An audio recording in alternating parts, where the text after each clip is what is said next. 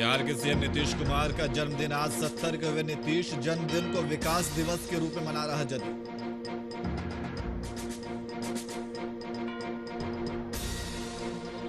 झारखंड प्रदेश कांग्रेस कार्यालय में चलाई गई सदस्यता अभियान, 50 से अधिक नेताओं ने थामा कांग्रेस का दामन, मंत्री रामेश्वर उरांव ने दिलाई सदस्यता।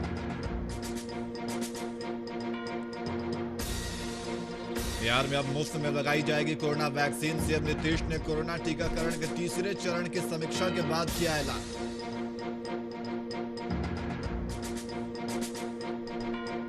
वहीं चिराग का दावा, जल्द गिर जाएगी नीतीश सरकार, पार्टी कार्यकर्ताओं को चुनाव के लिए तैयार रहने की दी नसीहत, विधानसभा चुनाव में मिली हार पर किया मंथन।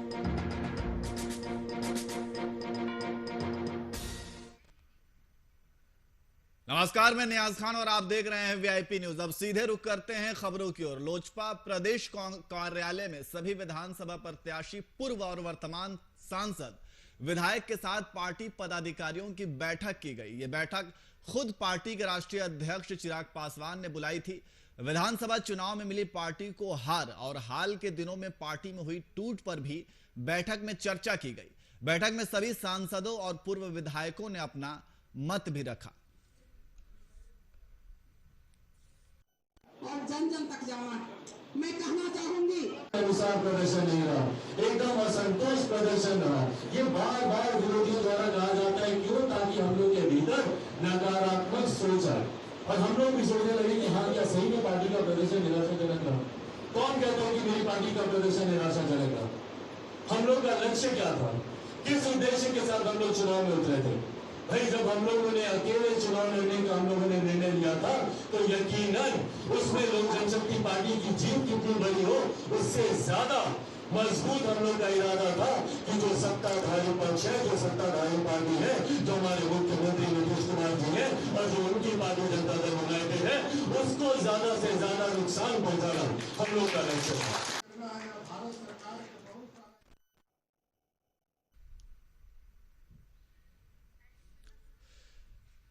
तो लोजपा की अहम बैठक की गई और ये इस बैठक में कई मुद्दों को लेकर के मंथन किया गया है। पार्टी की हार के बाद ये बैठक की गई है और इस बैठक में तमाम कार्यकर्ता, पूर्व सांसद, विधायक सभी मौजूद रहे और इस बैठक में उन सभी मुद्दों के ऊपर मंथन की गई जिसमें पार्टी को करारी हार मिली थी। तो लोजपा प्रदेश कार्यालय में सभी विधानसभा प्रत्याशी, पूर्व और वर्तमान सांसद, विधायक के साथ पार्टी पदाधिकारियों की बैठक की गई और यह बैठक खुद पार्टी के राष्ट्रीय अध्यक्ष चिराग पासवान ने बुलाई थी।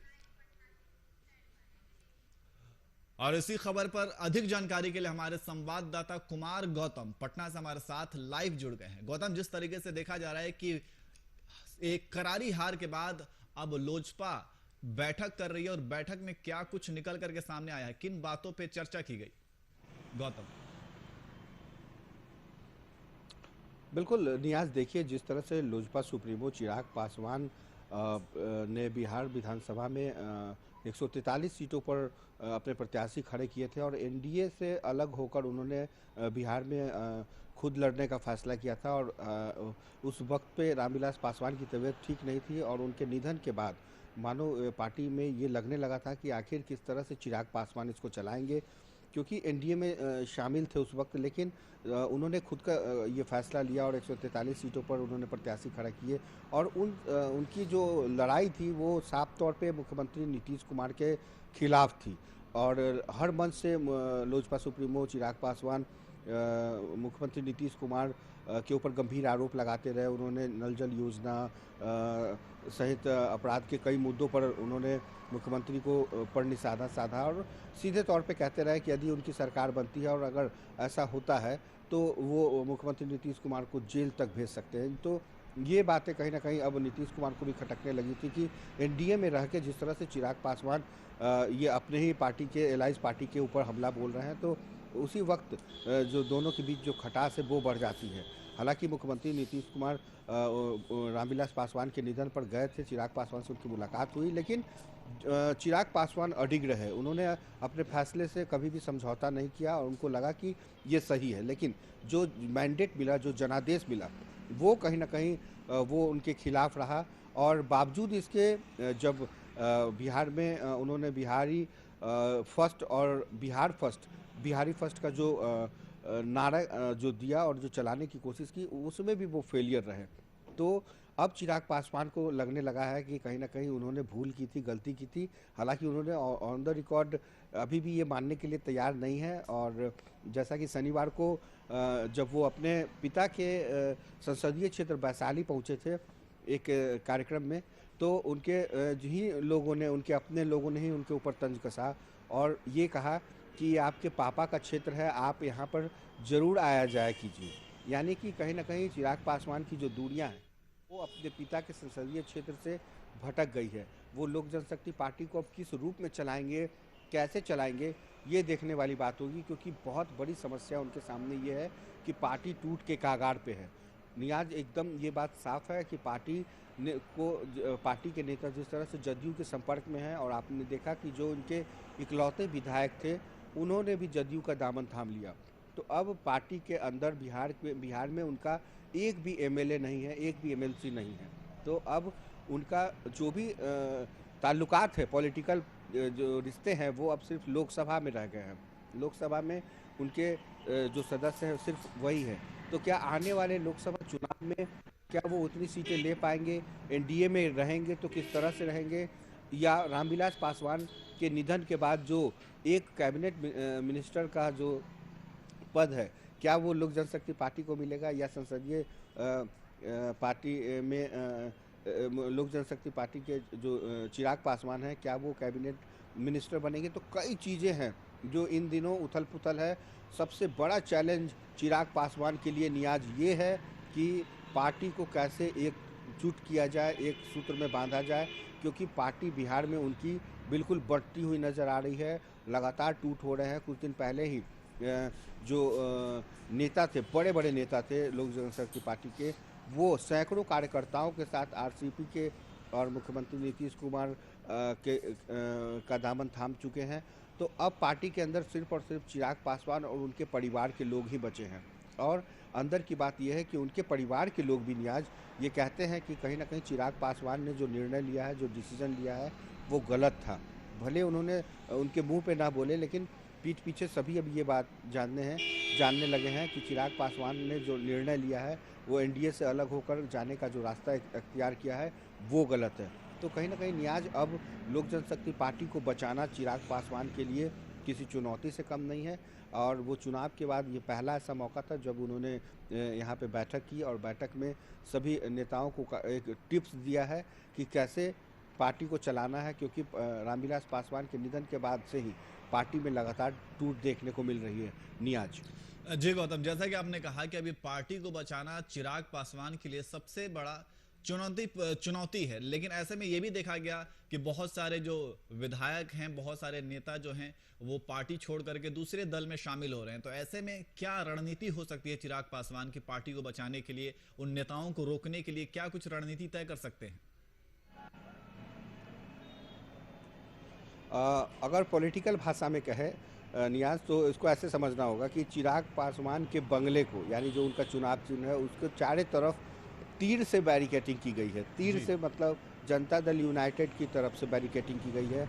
और इस तीर ने इतनी से इनमारी कर ली है बंगले में कि अब बंगला का बच पाना बहुत मुश्किल है। सिर्फ और सिर्फ उस बंगले में एक चिराग ही रह जाएंगे, और चिराग पासवान और उनके जो परिवार के लोग हैं वही रह जाएंगे, क्योंकि रामविलास पासवान का जो दौर था वो एकदम अलग था। उनके हजारों नहीं बल्कि लाखों कार्यकर्ता उनके साथ थे। वो उनसे मिलते थे, बात करते थे, अपनी बातों को रखते थे।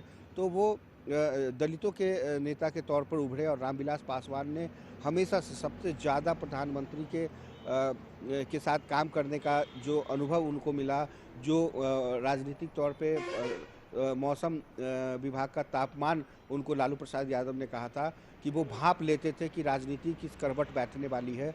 और यही कारण है कि लोजपा जब कभी भी जहाँ कहीं भी रही, वो सत्ता के गलियारे में रही, मलाई खाती रही। चाहे वो यूपीए की सरकार हो, चाहे एनडीए की सरकार हो, जो सभी सरकारों में सबसे लंबे समय तक अगर किसी व्यक्ति ने काम किया तो वो शख्स रामविलास पासवान थे। लेकिन रामविलास पासवान का अचानक से प्रधानमंत्री नरेंद्र मोदी के साथ जाना, ये कहीं ना कहीं उनके लिए बहुत ज़्यादा फायदेमंद रहा। और चिराग पासवान की तारीफ करते थे नरेंद्र मोदी, हर उनकी भाषण पर उनकी पीठ थपथपाते थे और कहते थे कि युवाओं में उत्साह होना चाहिए, और तारीफ करते थे उनके चिराग पासवान की। लेकिन रामविलास पासवान के निधन के बाद जिस तरह से लोजपा की तस्वीर बदली है, उनके बंगले की तस्वीर बदली है, तो अब ये कह पाना बहुत मुश्किल है कि चिराग पासवान इस पार्टी को कितने दिनों तक चला पाएंगे या किस रूप में चला पाएंगे, क्योंकि बिना कार्यकर्ता के, बिना जन समर्थन के आप कुछ भी नहीं है, ये बात चिराग पासवान को जान लेनी चाहिए। और चिराग पासवान ने अपने कुछ सहयोगियों को अब उनके जो कुछ करीबी हैं उनके निर्णय पर काम करते हैं, ये गलत है। तो कहीं ना कहीं पॉलिटिकल नुकसान उनको भी हुआ है, और अभी वो लोकसभा में सांसद हैं जमुई में, ये अलग बात है। लेकिन क्या आने वाले 5 साल के अंदर जिस तरह से लोकसभा के चुनाव होंगे, बिहार में विधानसभा के चुनाव होंगे, तो इस चुनाव में पार्टी को किस तरीके से ले जाना है, ये एक बहुत बड़ी चुनौती है। और अगर कार्यकर्ता नहीं होंगे, नेता नहीं होंगे, और जिस तरह से एक भागने की होड़ लगी हुई है, बंगला खाली करने की होड़ लगी हुई है, और दूसरे पार्टियों के संपर्क में है तमाम नेता, ऐसा भी कहा जा रहा है कि सांसद भी टूटने वाले हैं। तो कहीं ना कहीं उनको बचाने की जो जिद है, उसको किस तरीके से बचा पाते हैं चिराग पासवान, तो ये एक वाकई बहुत बड़ी चुनौती है चिराग पासवान के लिए भी। और चिराग पासवान के लिए एक सबसे बड़ी जो चुनौती है वो ये है कि क्या अपने पिता की जो विरासत के रूप में जो इतनी बड़ी पार्टी मिली है, क्या उस पार्टी में के मुखिया के तौर पर कितना जन समर्थन वो जुटा पाते हैं, ये देखना होगा। लेकिन इतना ज़रूर है कि चिराग पासवान को इसके लिए दिल्ली की राजनीति नहीं बल्कि बिहार की राजनीति करनी होगी। अपने पिता के संसदीय क्षेत्र में जाना होगा, जहां उन्होंने कभी एक दौर था कि रिकॉर्ड मतों से जीतने वाले शख्स हाजीपुर से रामविलास पासवान ही एकमात्र शख्स थे। तो आखिर क्या वजह थी कि रामविलास पासवान जन जन के नेता के तौर पे उतरे, दलितों के मसीहा के तौर पे उतरे?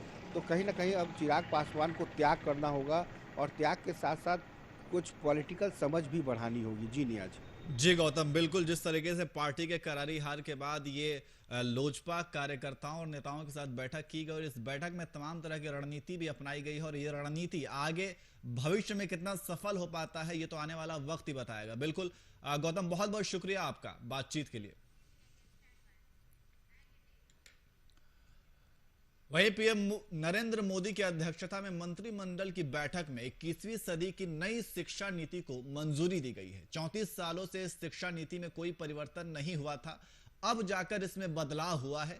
इस नीति से स्कूली शिक्षा, उच्च शिक्षा के साथ साथ कृषि, कानूनी, चिकित्सा और तकनीकी शिक्षा जैसी व्यावसायिक शिक्षाओं को इसके दायरे में लाया गया है।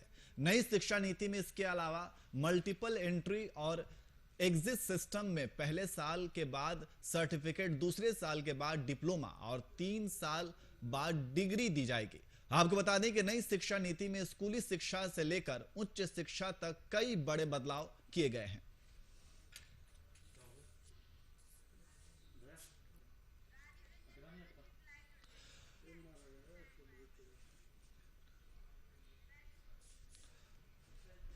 और इसी खबर पर अधिक जानकारी के लिए हमारे ब्यूरो चीफ राजीव रंजन हमारे साथ लाइव जुड़ गए हैं। राजू, जिस तरीके से देखा गया है कि नई शिक्षा नीति में बदलाव की गई है, नई शिक्षा नीति लाया गया है, तो नई शिक्षा नीति में बदलाव के तहत क्या कुछ अहम बदलाव किए गए हैं राजीव?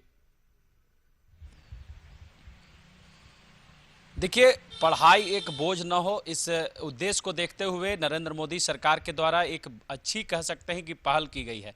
सबसे इसमें अहम बात यह है कि कई बार ऐसे होते हैं या कई परिस्थितियां ऐसी होती हैं कि स्टूडेंट जो होते हैं वो किसी कारणवश, पारिवारिक कारण हो या फिर व्यक्तिगत कारण हो, बीच में ही पढ़ाई अपनी छोड़ देते हैं। यानी अगर 3 साल की कोर्स है, 4 साल की कोर्स है, 5 साल की कोर्स है, तो 1 या 2 साल करने के बाद अपने पढ़ाई को छोड़ देते हैं। उसके लिए एक अच्छी प्रावधान करने की कोशिश की जा रही है कि 1 साल का कोर्स अगर वो पूरा करते हैं तो उनको एक सर्टिफिकेट मिलता है, 2 साल का करते हैं तो उनको डिप्लोमा दिया जाएगा, 3 साल का करते हैं अगर 3 साल की डिग्री कोर्स है तब उनको डिग्री दिया जाएगा। तो इससे एक चीज़ होगी कि जो व्यक्ति या जो स्टूडेंट बीच में ही पढ़ाई छोड़ देते हैं उनके पास भी एक डिग्री रहेगी और वो भी कहीं काम के लिए वैलिड होंगे। तो सरकार की एक अच्छी पहल है और जो भी शिक्षा नीति में बदलाव करने की कोशिश की जा रही है वो एक अच्छी कह सकते हैं कि मुहिम है शिक्षा के क्षेत्र को सरल करने के लिए और शिक्षा के क्षेत्र को व्यापक करने के लिए, क्योंकि आप देखेंगे कि नई शिक्षा नीति में स्वास्थ्य को, कृषि को, तमाम ऐसे चीज़ें हैं जिनको शामिल करने की कोशिश की जा रही है और शामिल किया जाएगा। और जब ये लागू होगा तो ऐसी चीज़ों को शामिल करके एक कह सकते हैं कि आसान तरीके से शिक्षा देने के माध्यम को बना जाएगा, ताकि ज़्यादा से ज़्यादा छात्र इसका लाभ ले और उनके ऊपर एक बोझ की तरह भी पढ़ाई नहीं रहे। जी राजू, तो ये जो मंजूरी दी गई है नई शिक्षा नीति में बदलाव जो किया गया है, वो कितना कारगर साबित हो सकता है? देखिए, कोई भी चीज़ अगर बेहतर तरीके से लागू की जाए और अगर उनके जो मौलिक चीज़ें हैं उनका ध्यान में रखा जाए। अब नई शिक्षा नीति जो लाई जा रही है, जो कमेटी बनाई गई है और कमेटी के द्वारा तमाम चीज़ों का अध्ययन किया गया है, एक एक चीज़ को बारीकी से देखी गई है और क्या कुछ दिक्कतें होती है उन बातों का ध्यान रखा गया है, क्योंकि काफ़ी लंबे समय के बाद ये शिक्षा नीति में बदलाव हो रहा है। करीब आप देखेंगे तो ये कार्यकाल जो है 30-35 सालों का कार्यकाल है, जिसके बाद इस तरह के सुधार किए जा रहे हैं। तो ये सुधार में 35 सालों के पहले क्या स्थिति थी, अभी क्या स्थिति है, तमाम चीज़ों का आकलन किया गया, उनके बीच के पीरियड का आकलन किया गया, क्या दिक्कतें आती है छात्रों के साथ, क्या दिक्कतें आती है पढ़ाई में, जो कई ऐसे जो शिक्षा हैं, चाहे आप बात करें टेक्निकल शिक्षा की को लेकर क्या दिक्कतें हैं, इन तमाम चीज़ों का अध्ययन किया गया और उनका समावेश किया गया और ये शिक्षा नीति नई लाई गई है और जिसको 2023 से लागू करने की बात की गई। जब ये लागू होगा तो क्या कुछ इसका असर पड़ता है, वो उसके बाद देखने वाली बात होगी। जी, लेकिन क्या इस नई शिक्षा नीति को लेकर के छात्रों से बातचीत हो पाई है? छात्रों की क्या कुछ प्रतिक्रिया है इसको लेकर के? देखिए, कोई भी छात्र चाहता है कि पढ़ाई उनके लिए एक बोझ समान ना हो और सरकार की जो पॉलिसी हो शिक्षा देने को लेकर या फिर डिग्री देने को लेकर वो बहुत ज़्यादा पेचीदा ना हो। अगर शिक्षा नीति के माध्यम से इनको सरल करने की बात की जा रही है और ड्रॉप आउट हुए छात्रों को भी सुविधा देने की बात की जा रही है, उनको भी एक सर्टिफिकेट देने की बात की जा रही है, तो ये एक अच्छी पहल है। हालांकि तमाम जो स्टूडेंट हैं उनमें से अधिकतर स्टूडेंट ने इस तरह के अभी अध्ययन को पढ़ा नहीं है कि क्या कुछ इसके अंदर है, लेकिन जैसे ही लागू होगा और छात्रों को इसका लाभ मिलने लगेगा तो छात्र भी लाभान्वित होंगे और इसका असर भी देखने को मिल सकता है। जी राजू, लेकिन धरातल पर उतारने में कितना चुनौतीपूर्ण ये हो सकता है? देखिए, चुनौती कोई भी चीज़ जब नई व्यवस्था लागू की जाती है, व्यवस्था बदली जाती है तो चुनौती आती ही हैं। आप देखें, चाहे आप जीएसटी की बात करें या फिर नोटबंदी की बात करें या फिर जो भी सरकार के अन्य निर्णय हुए केंद्र सरकार के, उनको लागू किया गया तो कई चुनौतियां भी आई, लेकिन उन चुनौतियों के बाद ही जो सफलता है वो मिलती है। तो शिक्षा नीति लागू करने की जो नई बात हो रही है, इसके सामने भी कई चुनौतियां थी। विपक्ष ने भी कई तरह के इन पे सवाल उठाए थे, कई चीज़ों को शामिल करने की बात कही थी। उसके बाद सरकार के सामने चुनौती थी कि नई शिक्षा नीति जो लाई जा रही है, इसको कैसे ऐसा शिक्षा नीति लाई जाए जो भूत को भी ध्यान में रखे, भविष्य को भी ध्यान में रखे और वर्तमान को भी ध्यान में रखे, क्योंकि 35 से 40 साल के बाद अगर नई शिक्षा नीति लाई गई है तो आगे कितने दिन बाद दोबारा से शिक्षा नीति फिर लाई जाएगी, तो उसके बीच का जो पीरियड हो उसको भी कोशिश की गई है पाटने की, ताकि ज़्यादा से ज़्यादा जो छात्र हो उनको आने वाले समय में भी दिक्कतें न हो और नई शिक्षा नीति के तहत उनको लाभ मिले। तमाम चीज़ों का ध्यान रखा गया है। अब चुनौती तो कोई चीज़ लागू होगी तो आएगी ही, लेकिन चुनौती से निपट कर अगर कोई चीज़ बेहतरी के लिए किया जा रहा है, छात्रों के भविष्य को देखते हुए किया जा रहा है, तो अच्छी पहल है। जी राजू, बहुत बहुत शुक्रिया तमाम जानकारी के लिए।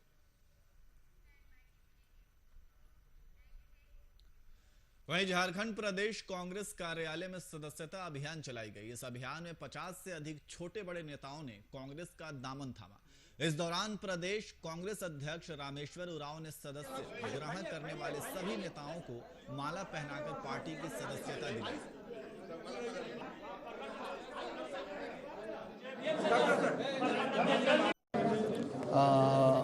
कांग्रेस में आने का जो आपने वजह पूछा है वो वजह ये है कि आज जो देश की स्थिति है, इस स्थिति को देखते हुए आज मुझे ये एहसास हो रहा है कि लोकतंत्र पतन की ओर जा रहा है और इस लोकतंत्र को बचाने के लिए हमारे पास एक साधन है, तो वो कांग्रेस है।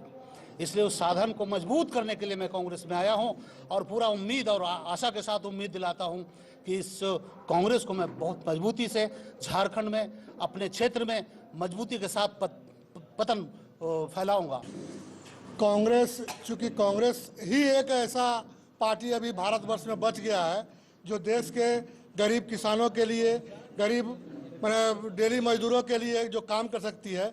चूँकि एक्चुअली मैं भारतीय जनता पार्टी का प्रखंड अध्यक्ष रहा और मैं 1977 से राजनीति में हूँ। मैं देख रहा था कि वाजपेयी या बीजेपी कभी सरकार में आएगी तो गरीबों के लिए कुछ करेगी, लेकिन ये पिछले 10 साल 7 साल से जो हालत किसानों का, डेली मजदूरों का, टेंडर करने वाला नौकरी करने वाला, रेलवे या कोई भी तरह का आदमी का, मजदूर का कहीं अस्तित्व नहीं रहने दिया ये भारतीय जनता पार्टी। इसलिए मुझे आशा लगा कि कांग्रेस एक ऐसी पार्टी है जो कभी इस मामले में समझौता नहीं करके उसके हक के पीछे खड़ा रहता है। उन्होंने बताया है कि योगदान इसलिए दे रहे हैं क्योंकि उनकी निष्ठा, उनका विश्वास अब सोनिया जी के प्रति, राहुल जी के प्रति और कांग्रेस के सिद्धांत पर, इसीलिए आकर्षित होकर सिद्धांत से, कांग्रेस पार्टी के सिद्धांत से वे कांग्रेस पार्टी में आज योगदान दे रहे हैं। हम उनका सभी 37 व्यक्तियों का हम स्वागत करते हैं और हम उम्मीद करते हैं कि उनके मार्फत से कांग्रेस पार्टी और आगे बढ़ेगी। वहीं राजधानी रांची में बीजेपी विधायक दल की बैठक हुई। इस बैठक में सदन में सरकार को घेरने को लेकर रणनीति बनाई गई। इस बैठक का नेतृत्व बीजेपी विधायक दल के नेता बाबूलाल मरांडी ने किया। इस बैठक में बीजेपी के तमाम विधायक मौजूद रहे। इस दौरान सत्र में सरकार को बढ़ते अपराध और रोजगार समेत कई मुद्दों पर सत्ता पक्ष को घेरने की रणनीति बनाई गई।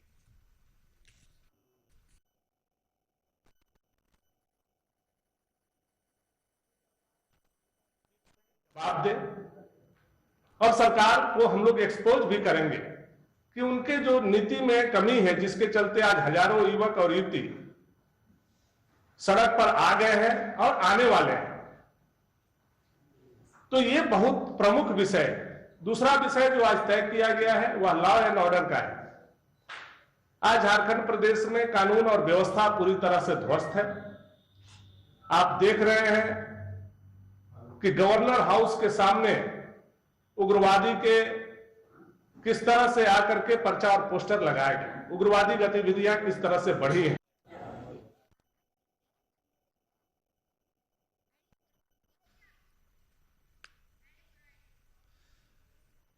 तो राजधानी रांची में बीजेपी विधायक दल की बैठक हुई और बैठक में सदन में सरकार को घेरने को लेकर रणनीति बनाई गई। इस बैठक का नेतृत्व बीजेपी विधायक दल के नेता बाबूलाल मरांडी ने किया।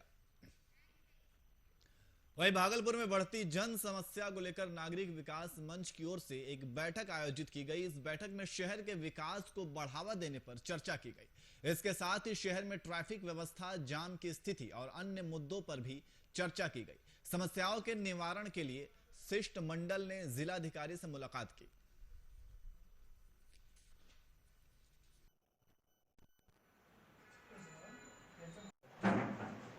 तो रूटीन बैठक है हमारी नागरिक विकास समिति की, जो हर महीने बैठक होती है।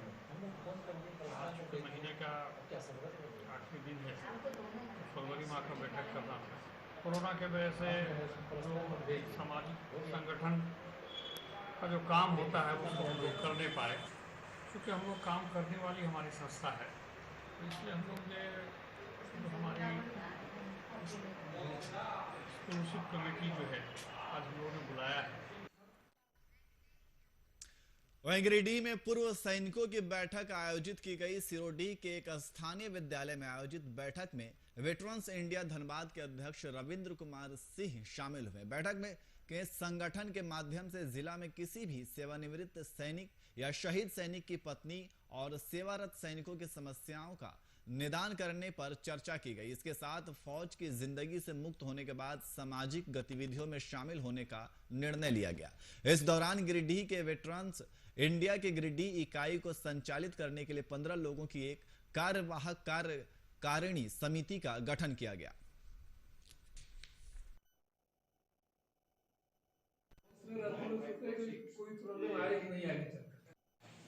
वेटरन्स इंडिया जो पूर्व सैनिकों का संगठन है, जो दिल्ली से संचालित है, उसको गिरिडीह में आज कहिए तो बीजारोपण किया गया है। यहाँ भी संगठन बनाने की प्रक्रिया आज प्रारंभ हुई है। इसका मुख्य उद्देश्य है जो पूर्व सैनिक हैं साथ ही साथ जो हमारे सेवारत सैनिक भी हैं, अगर उनके घर में परिवार में भी कोई समस्या है तो जो दिल्ली से ये वैकेंसियां निकलती हैं उसकी जानकारी के लिए और लोगों की मदद के लिए ये संगठन बनाया गया है।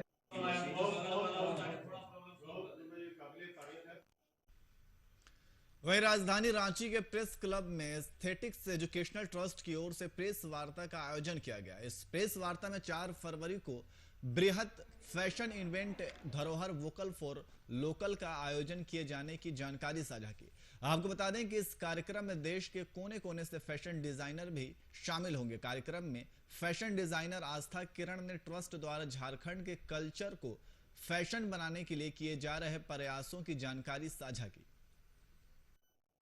ज़रूरी ये बात है कि जिस तरह के आपने प्रश्न किया कि ये कैसे अलग है और क्या अलग है, तो मैं ये बताना चाहूँगी कि बीइंग ए फैशन डिज़ाइनर, क्योंकि मैं लास्ट 18 ईयर्स से इस फैशन इंडस्ट्री में हूँ झारखंड में, और ऑल ओवर इंडिया लेवल पे बहुत ही अवार्ड मैंने लिए हैं। तो जब मैं बाहर जाती हूँ तो देखती हूँ कि आर्टिस्ट और आर्टिशंस और डिज़ाइनर्स, इन सब लोगों का एक कंबाइंड एफर्ट रहता है किसी भी ड्रेस या डिज़ाइन को करने के लिए। इस फैशन शो का यही अंतर है दूसरे फैशन शो से कि इसमें कहीं ना कहीं इंडियन हेरिटेज पे काम किया जा रहा है, यानी कि धरोहर जो हम लोगों का थीम है, इसको फुलफिल करने के लिए हम लोगों ने अपने डिज़ाइंस को सिलेक्ट किए और हमारे डिज़ाइनर्स को सिलेक्ट किए। डिज़ाइनिंग स्टार्ट करी अपना करियर एज अ करियर। मेरा एक हमेशा मतलब उसी टाइम से मैंने सपना देखा था कि मैं अपने झारखंड को रिप्रेजेंट करूँगी और मेरा जो फर्स्ट शो हो वो मेरा झारखंड में ही हो, और ये सपना आज मैम ने पूरा किया। सो मैं इस चीज़ के लिए बहुत ज़्यादा खुश हूँ। मेरा जो कॉन्सेप्ट है वो हमारा झारखंड का जो ट्रेडिशनल वर्क है उस पे बेस्ड है। वेस्टर्न ही पहनने को मिलता था। पेजेंट शोज होते हैं जिसमें कि होता है कि हाँ थोड़ा बहुत ट्रेडिशनल पहनना होता है, तो बट इसमें क्या है कि ये एक्चुअली झारखंड की जो ओरिजिन है, जो कल्चर है, उससे रिलेटेड ये शो है और मेनली उसी चीज़ को यहाँ पे शोकेस किया जा रहा है। तो ये चीज़ मुझे सबसे अलग लगी। दूसरी बात ये कि मतलब पहली बार मुझे ऐसा मौका मिल रहा है झारखंड में रह के कि मैं यहाँ के कल्चर को रिप्रेजेंट कर पा रही हूँ। फिलहाल बुलेटिन में इतना ही। देश दुनिया की तमाम खबरों के लिए देखते रहिए VIP न्यूज़। नमस्कार।